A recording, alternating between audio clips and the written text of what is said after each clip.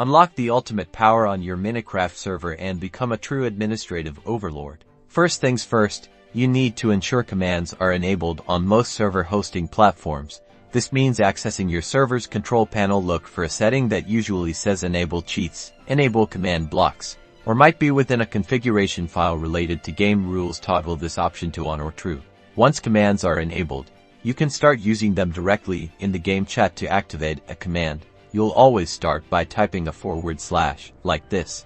Then, you'll type the specific command name. There's a vast array of commands available, each designed for a particular purpose, from changing the time of day to teleporting players or even spawning items. To manage your world effectively, you might give yourself or other players special permissions using commands. This allows you to grant or revoke access to powerful actions, ensuring a fair and controlled environment for everyone.